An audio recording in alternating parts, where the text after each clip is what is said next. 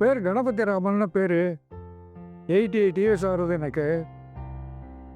நான் இந்த ஹோமில் வந்து ஒரு 10 வருஷமாக நான் சேர்ந்துருக்கேன். முடிகிறது இப்போ ஃபஸ்ட்டு ஆகஸ்ட் வந்ததுனாக்க எனக்கு 10 வருஷம் முடிகிறது. சாதாரண ஹோம்னாக்கா 1008 விஷயங்கள்லாம் இருக்கும்.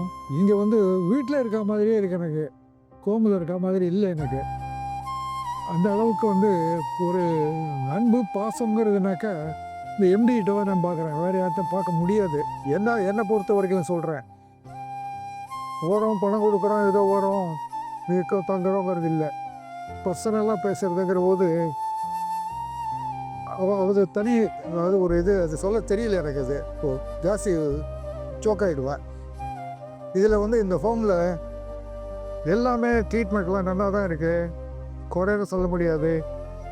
ஒவ்வொரு இடத்துல ஒரு குறை இருக்கும்.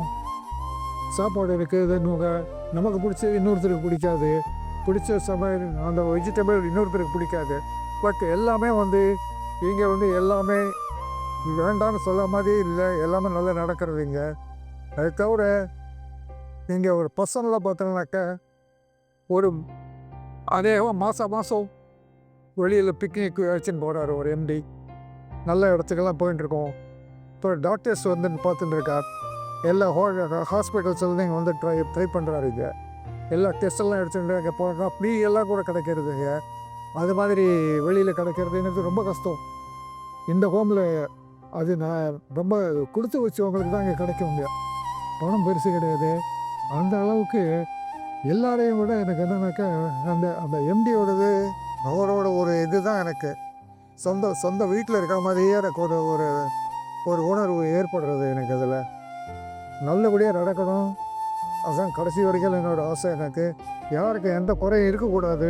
வராத குறை கிடையாது, குறையே கிடையாது. இங்கே குறை கிடையாது. பிக்னிக் போட வேண்டியது நல்ல ஒரு நாளுக்கிழமை வந்ததுனாச்சே இங்கே வந்து பூஜை நடக்கிறது, அன்னதானம் ஃப்ரீயாக நடக்கிறது. இங்கே நிறைய பேர் என்ஜாய் பண்ணிட்டு இருக்காங்க. இது கோவில்னு பார்த்தோம்னாக்க இது தனி இது பாக்கி கோவிலுக்கு கம்பேர் பண்ண முடியாது. இது that's not its own standard. எல்லாம் டிவோட்டடாக இருக்கா. எல்லாருக்கும் அவரோட அனுகிரகம் எல்லாருக்கும் கிடைக்கும். அதுவும் பர்டிகுலராக வயசானவங்க நம்மள மாதிரி ஒரு ஹோமில் இருந்துட்டு இதுக்கப்புறம் என்ன பண்ண போகிறோம்னு தெரியாத தவிக்கிறவங்கெல்லாம் இது ஒரு சொர்க்கம்.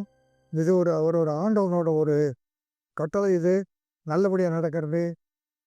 எனக்கு இது மேலே சொல்ல வரல எனக்கு.